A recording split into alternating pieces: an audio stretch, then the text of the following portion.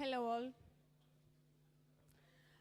It's been like 7 months since Voxxed Days was introduced in Thessaloniki with great success.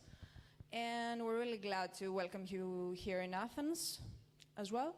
I'm Rafaela Ralli, I'm a journalist. I have nothing to do with all the things that you discuss and analyze today, but I'm really excited and want to learn as much as I can. So, instead of thanking my mother, my father, and anyone from my big fat Greek family, let's introduce someone who has something to say much more important. Johan Janssen is a Java architect, trainer, and competence center Java leader at Info Support. That's right? Yeah. Okay. Let him take the Thank you. I think this one's working. Oh,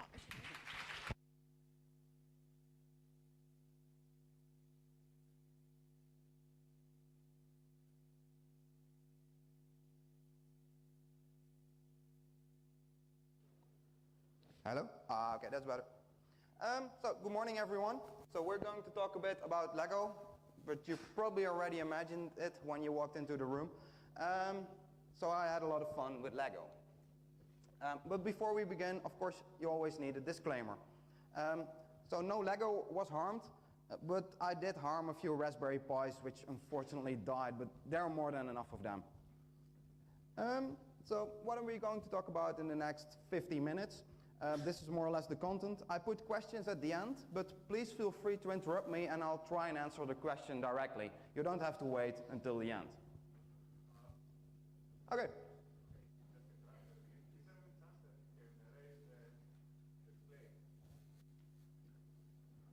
Can someone raise the beamer display? Because it's at the bottom now. That's what you mean, right?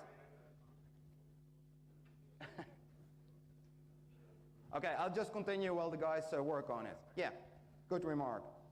Yeah, so why did we begin with it? I mean, of course, I like Legos, so it's a good excuse to say, like, yeah, I have to do it for my boss, play with Lego. But there were other reasons for it. IoT was coming up, getting more and more attention. So we also, as a company, wanted to investigate how we could do stuff with IoT. And I work in the Java department, or JVM department of our company, and I was curious if we could use the JVM software that we normally use on big servers for large financial institutions and other corporations on a Raspberry Pi, because that would be more convenient for us. Traditionally, most Raspberry Pi software is written in some C language or Python or other languages, and those are not languages we're really familiar with. We're experts in Java and Scala and languages like that. So if we could reuse that on a Raspberry Pi, it would be much easier for us to do projects in the IoT universe. And it's also easier to explain concepts or to get kids involved. And the same goes if I want to explain something to someone who's not technical. For instance, my wife, who's unfortunately here, or fortunately today as well. But if I want to talk to her about like event-driven architectures and messages that are being sent from system A to system B, then probably she would have stopped listening at event-driven. And that's not her fault. I mean, she doesn't have the technical background and we speak some alien dialect that nobody else understands. But if I tell it otherwise and I tell her like, okay, I have my laptop and I send a message to my Lego train and then a song starts playing, then basically I tell more or less the same concepts, but without all the technical details and with a fun example. So it helps to explain certain concepts as well. If you start playing with it, be careful, because before you know it, your living room will look like this. I have to say this was just the minor part. It became even worse later. So you will end up with lots of Lego if you go and build more and more stuff. But first, how to get started. Because maybe after this you're like, this is an interesting topic. What do we do next? So first question for all of you. Who already has a Raspberry Pi? Okay, then keep your hands in the air if it's collecting dust on a shelf. So quite some. So for this project you need a Raspberry Pi. So you don't need to buy it if you already have it collecting dust somewhere. Just take it and start playing with it. So including a Raspberry Pi, it's like 50 euros of parts that you need to get started. So you need a Wi-Fi dongle so that you can connect to the Raspberry Pi on your train. You need some kind of battery pack, and you need an infrared transmitter. I'll explain a bit more on how it works later. So without the Raspberry Pi, it's 25 euros of parts, and you're good to go. But you can do much, much more. So this is a bit more than 25 euros. I've added a speaker on the train. There's an RFID reader on the bottom, so I can detect the position on the track. There is a Full HD Raspberry Pi camera, so I can do live video stream in Full HD quality from the top of my train, which is really convenient because if I'm at work and I want to play with the trains, I can still see what they're doing. Of course, only during lunch break. And you can even use it to scare people away. With the speaker, you can scare burglars away, or you can scare your kids or whatever, and you can see the reaction with the camera. So for my project, I used the Raspberry Pi A+, basically because it's relatively small and doesn't consume much power. So it can run longer on the same battery. But it's single core, so it's a bit slower, and the memory is a bit limited. So I reached the limits of the memory a little bit, but I could still work on it. If I would start again, I would probably use the Raspberry Pi Zero because it's faster, it has more memory, and it's even smaller, so it's even easier to put it inside a train. I also use some more advanced models like the Raspberry Pi 2, for instance, to control the separate camera that I have, and for some other things that are directly connected to a power outlet instead of on batteries, because they work a lot faster. So if you start playing around, installing software on a Raspberry Pi, then the quad-core model is a lot easier than the single-core. I also played with some other hardware vendors' boards like the Odroid C1, but I had a really hard time to get it stable. It was basically getting too hot every time, so I couldn't even do a slideshow on it. It would crash within a couple of minutes. So I looked at buying heat sinks for it, but the heat sinks were more expensive than buying a Raspberry Pi, so in the end I ended up with a Raspberry Pi. And main reason is I really like the community behind it.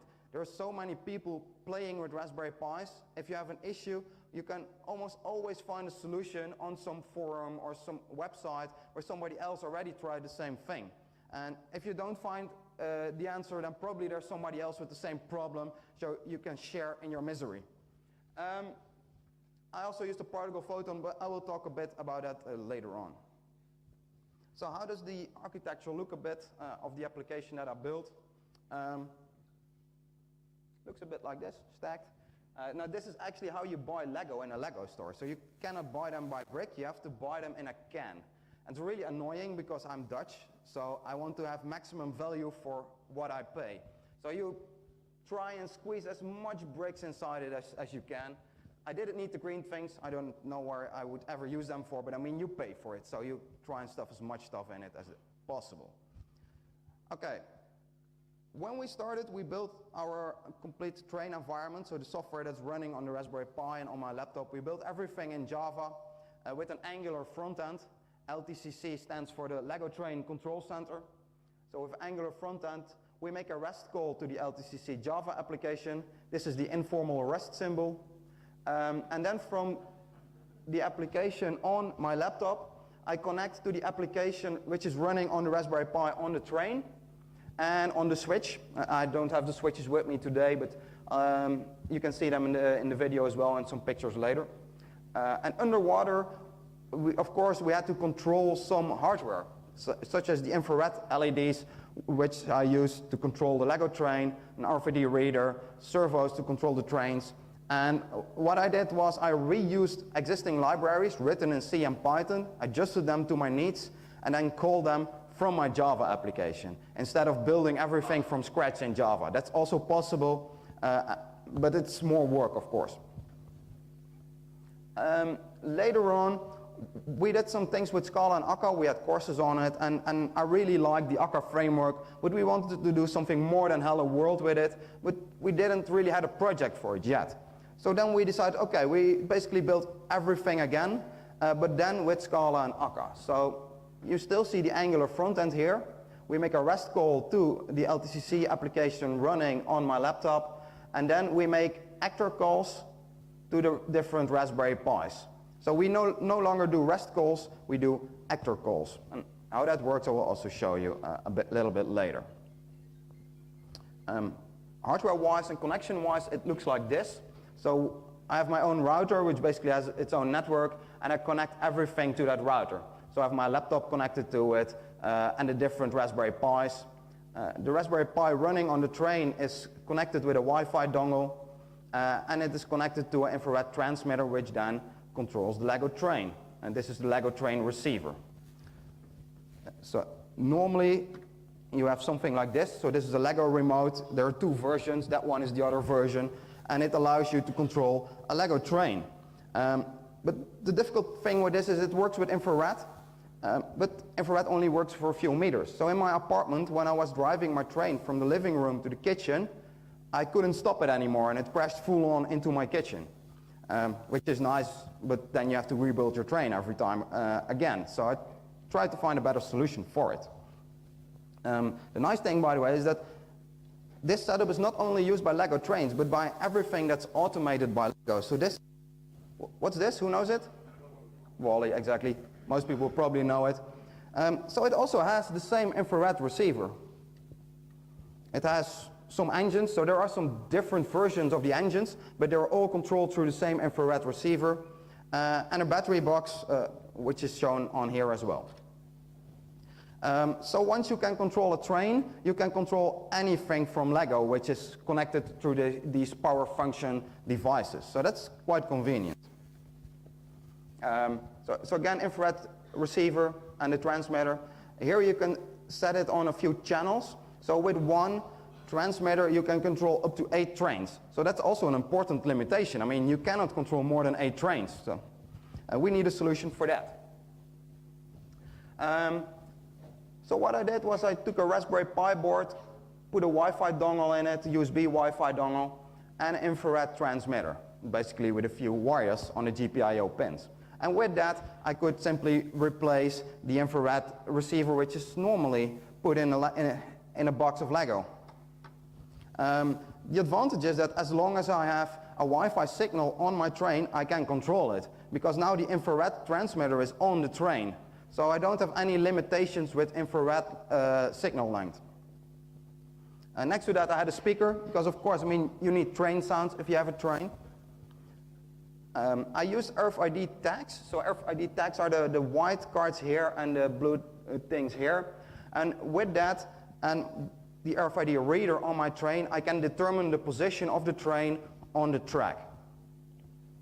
So I also wanted to have like a live video stream, but live video streaming from a Raspberry Pi is kind of an issue. You either have to use a solution for like VLC, and you can get a live stream, but that only works in VLC. Or you can do it in a browser, which I wanted, because I wanted to write an app and include the video stream in it. But then you would have a delay of like 5 seconds or more. I mean, 5-second delay would mean that my train went around the track once more. So that's way too much. So I was looking for quite a while for a good solution to have more or less real-time video, which I could use in any website, basically. And luckily, some guy made the RPI cam control, which I can highly recommend if you want to do anything with cameras on a Raspberry Pi, because this has lots of features. And one of the cool features is it's not streaming video, it's simply refreshing pictures, but at a really fast speed. So I cannot see that it's pictures, it seems like a video, but by doing that, I could get almost instant video instead of having delayed video.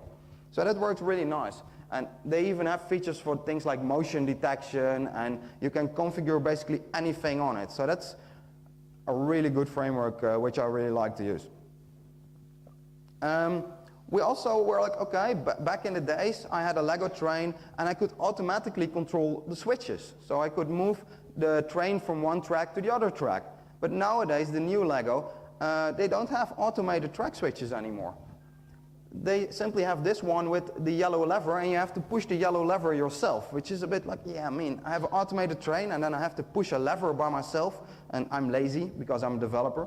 So we're like, okay, how can we automate that? So I looked at a few solutions, and there are more people who did it, and some people use some heavy equipment to drill parts off the Lego track so that it would move smoother and easier.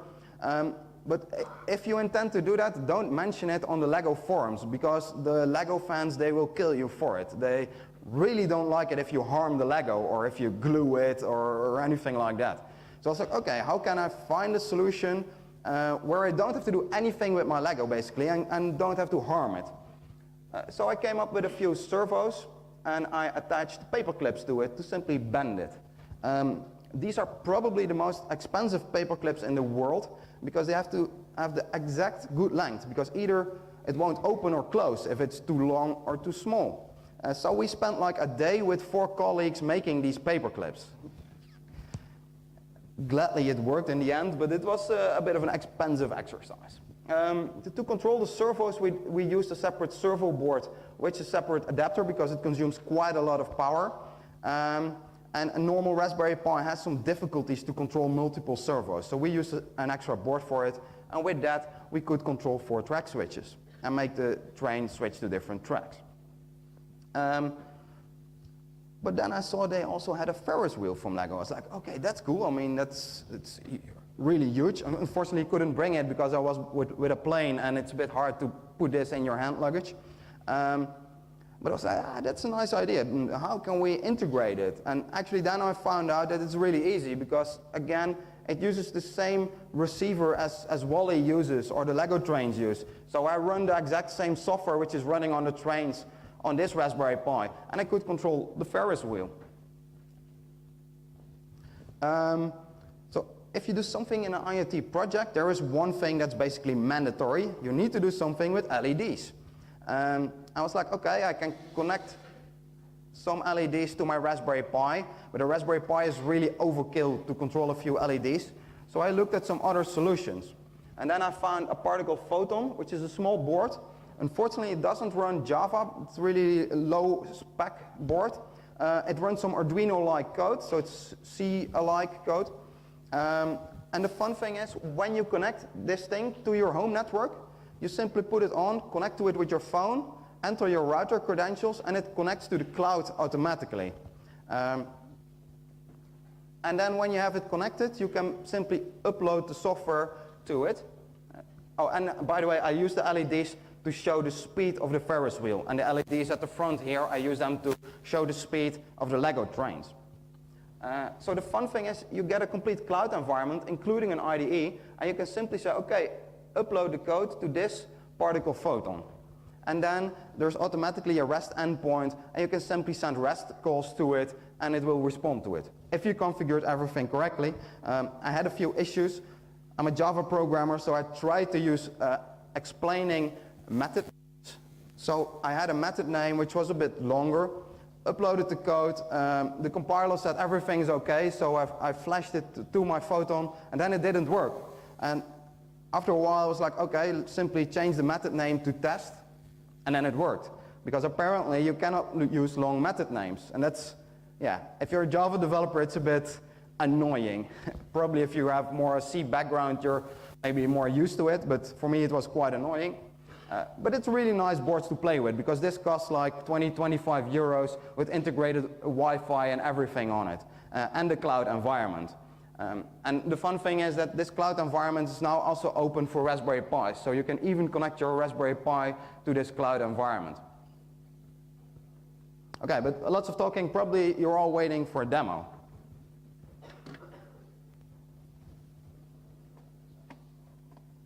So let's see if the trains will run today. So I have a camera which just went a bit down. See? Yeah. So I disabled the camera on the train because on conferences it's a bit tricky with Wi-Fi signal, lots of Wi-Fi usage.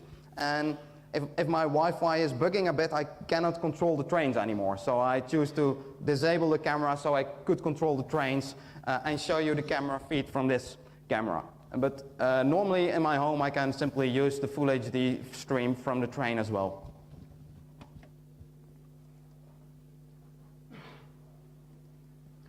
So now that both trains are running in the same direction, if you're a bit close up front, you can probably also see the LEDs. So one is displaying a speed of 3 and the other a speed of 4. You can also see it a bit at the camera. Let's see. So over there, you see the LEDs going. And the faster the train is going, the faster the LEDs will go. So that simply shows the speed of the train. If I go backwards, the LEDs will go backwards as well.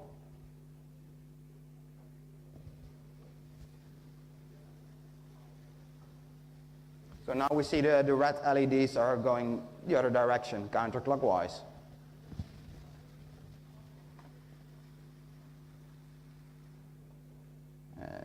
So what I can see down here is the position of the train on the track. So it's now at the car. Should be okay.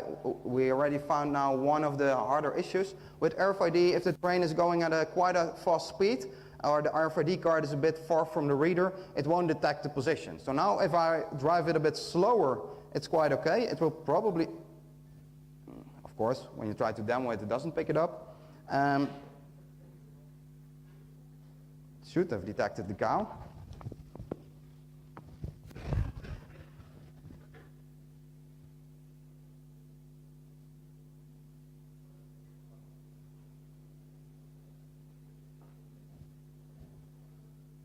Let's see if we can make it detect it by just driving slower.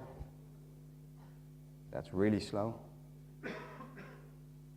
Okay, apparently it's not really wants to work now. Bicycle. So it detects it. But this is like a really cheap RFID reader, so if you buy a more expensive one, you probably get a better reach with it. But this is like $5. I can also play train sounds, but I have to stop my train because I think I didn't enable the speaker yet.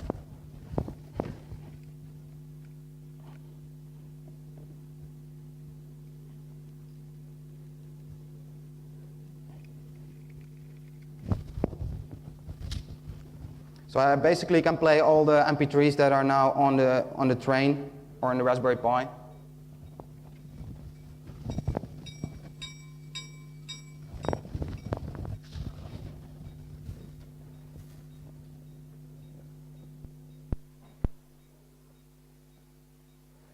So it doesn't really matter. I can play anything. So also if I want to scare someone, I can play chimpanzees. The stuff you see at the top right, this is basically the switches, which I didn't brought, but I can control them to set them either straight or that they will bend. This is, of course, the stream from the camera over here. So this is all manual control, and it's nice, but then you have to constantly basically change how the trains are driving, how fast they're going, and everything. So we also wanted to do a bit of autopilot.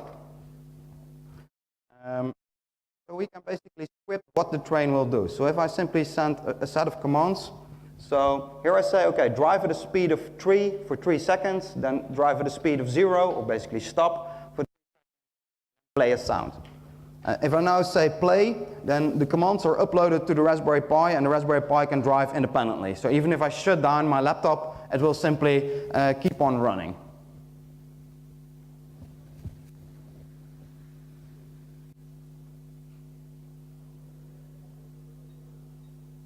So it is basically a set of commands. You can make anything from it.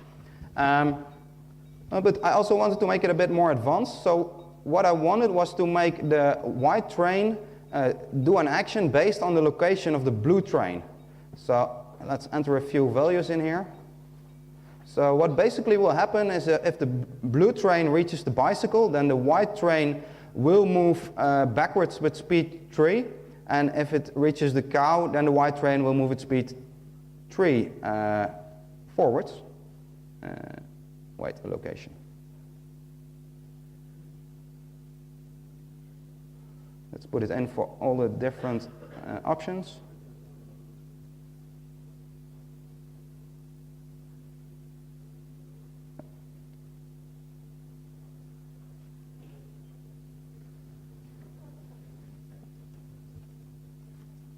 And now when we drive the blue train,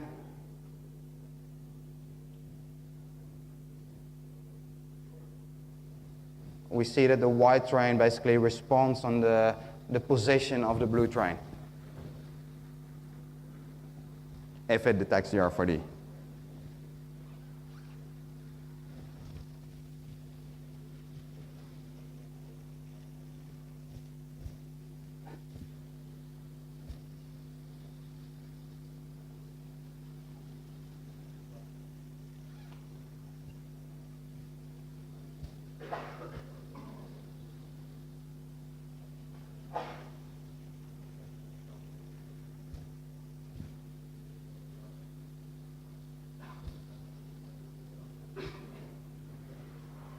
Apparently the white train isn't listening today because it doesn't change. Let's see if I simply put a card on it.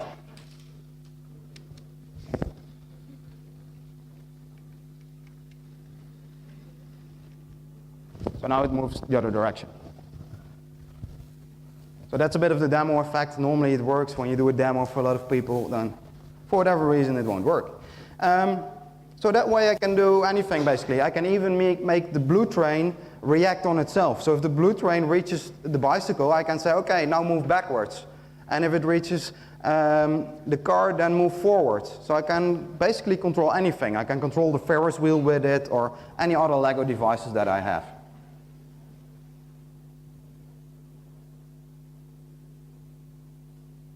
So that's a short demo. A bit about the software that we used underwater. We were using Akka actors. Who's already familiar with Akka? Okay, a few people, nice.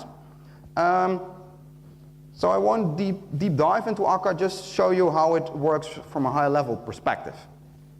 So you define an actor, which basically simply extends actor, and you define a receive method. And in this case, what I basically do is for everything that I receive, I simply print it. Then in another class, I can say, okay, create an actor system for me, and then I want to get a reference to the worker actor, which I defined here. And when I have the reference, I can send something to it. In this case, I simply send a string to it by using the exclamation mark, and then hello conference will be printed out. And maybe you think, okay, you can do that in simple Java as well. By the way, this is Scala, but you can do Akka actors in Java as well. But you could do this perfectly fine in any language without using frameworks, basically. But the fun thing I liked about remote actors, is the remote actors. And the difference between remote actors and normal actors is a normal actor works on one device, and remote actors, they work on multiple devices. So I have an actor running on my laptop, and I have an actor running on my Raspberry Pi, and they communicate with each other. And they're running on different JVMs on different hardware. So instead of using REST, which you probably would traditionally use, or SOAP or whatever, to communicate between two different applications running on different hardware, we used remote actors. And why did we use them? Because it's easy. Normally, if I would have wanted a reference to a local actor, I could have done this. And now if I want to have a reference to a remote actor, all I have to do is change it into this. And of course, there is a bit of configuration in here. You can also put it in a configuration file, but to easily show it to you, I simply put it in the code itself. But it's a really small change. And next to that, we have to provide a bit of configuration. This is basically copy-pasting. It's always the same. Maybe you want to change the port, but that's it.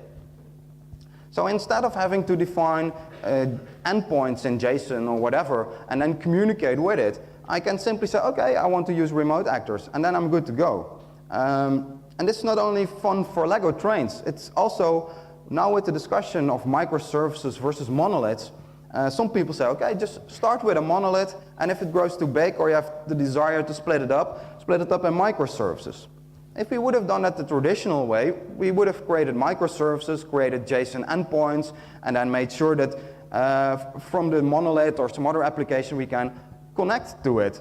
But it's a lot of work defining all those JSON endpoints, and a bit annoying because it's basically boilerplate code which you have to write.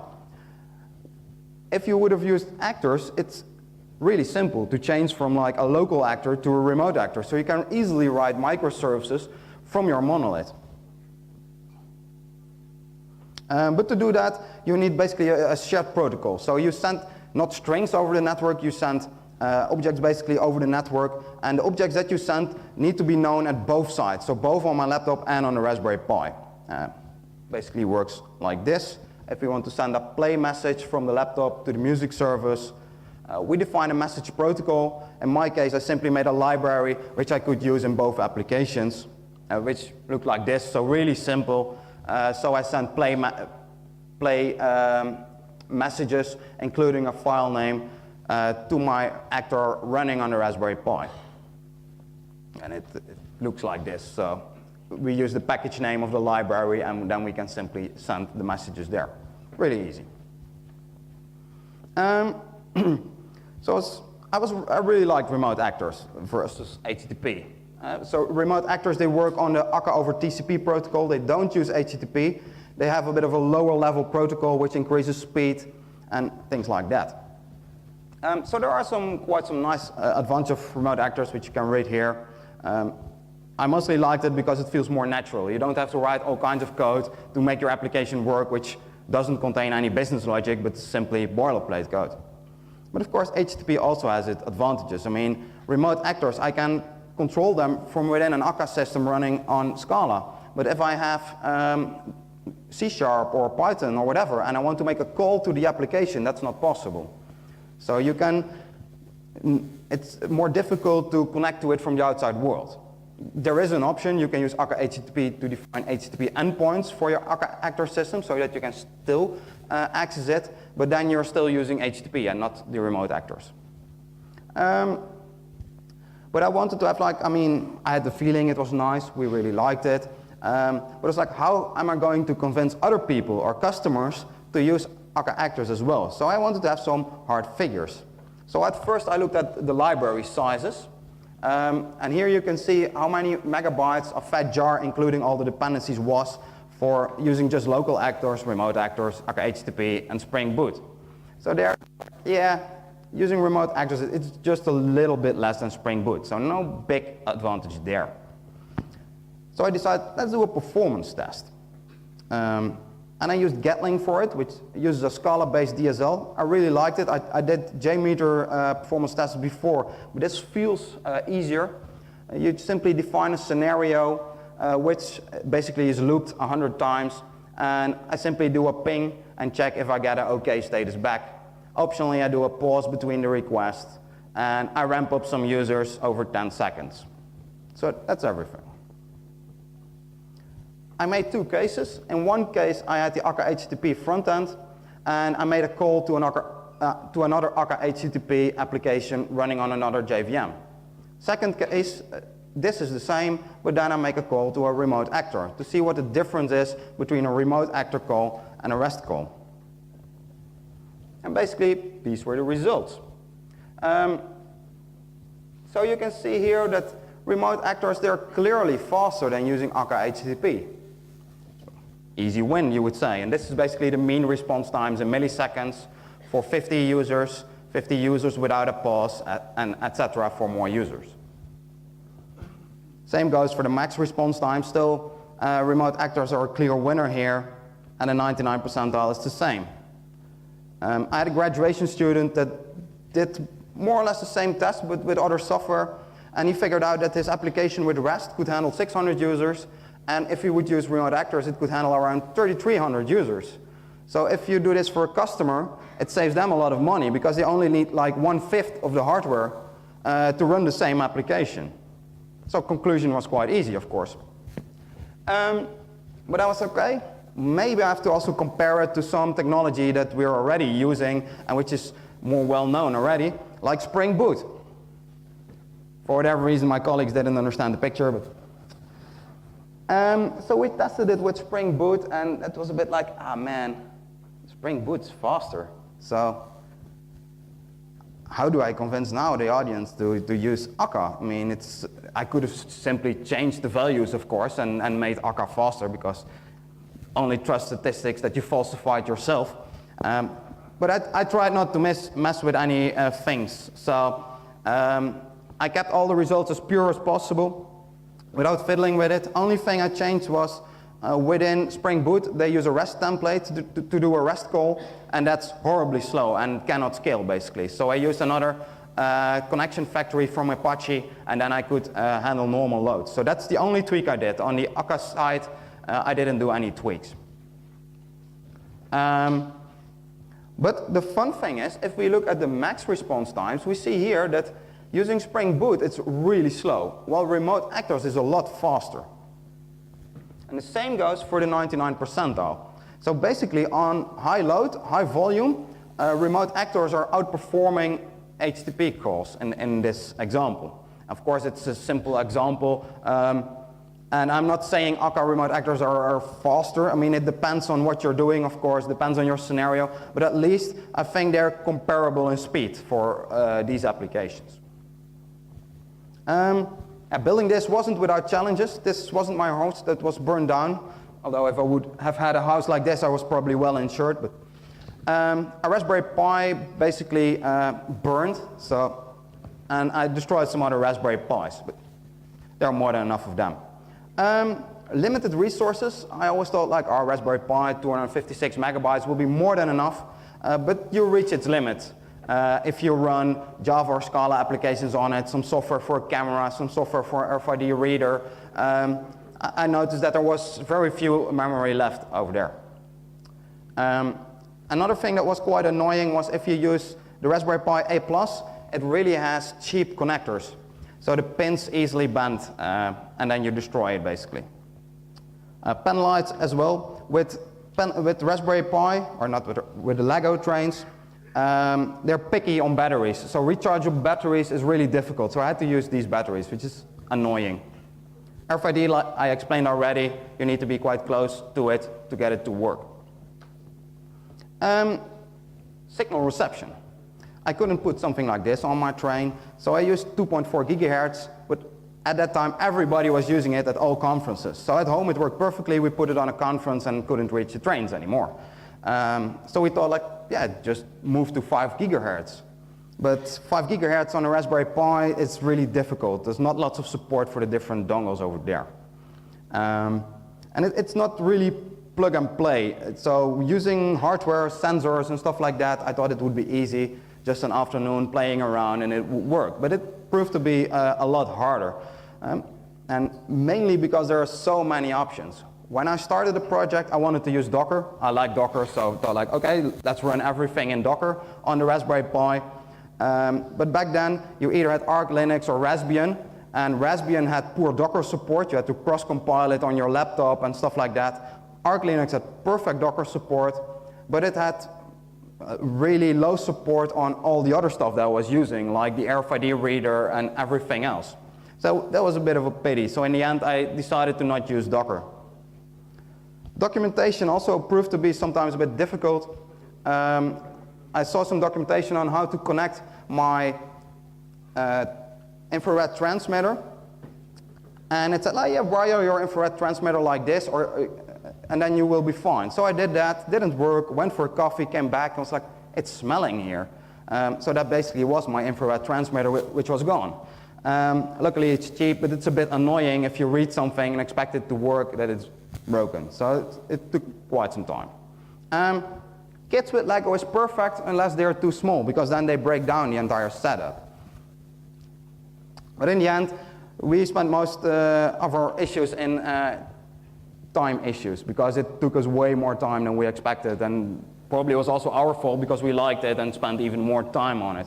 And I sometimes get the question like, yeah, how many hours did you spend on it? I was like, I don't know, because I did it mainly in the evenings, sometimes during the day where my boss paid me for it, but I didn't keep count of it. And even if I did, I probably wouldn't tell you, because my wife is in the room and she wouldn't like me to spend so much time playing with Lego. But it was really fun to do.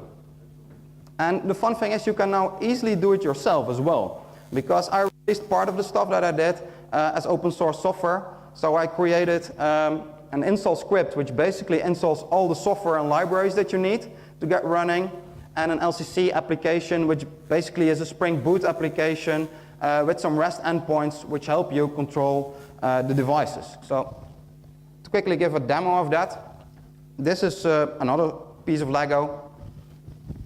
which in this case even a Raspberry Pi Zero, so the small board. And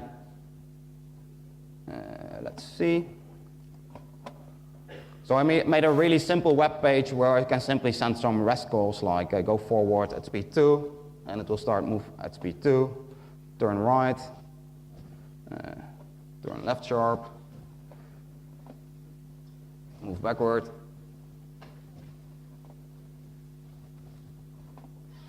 So that's basically all the features in there. I think the time's not up yet, right? I have until 50. Okay.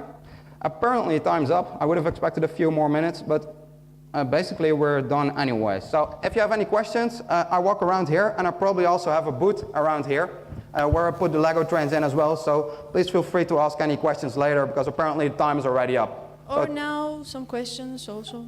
Oh, okay. We can do a few questions. Yes. So feel free to ask. In the meantime, I can show you what's the best part of the trains. So feel free to ask questions in between. Anyone? No. Okay, that's easy. So for me, this was probably the best part of the trains. I don't know if you already can guess what's going to happen, but you will see in a few seconds. There was one part which was a bit hard to automate, but luckily my wife would like to help me out.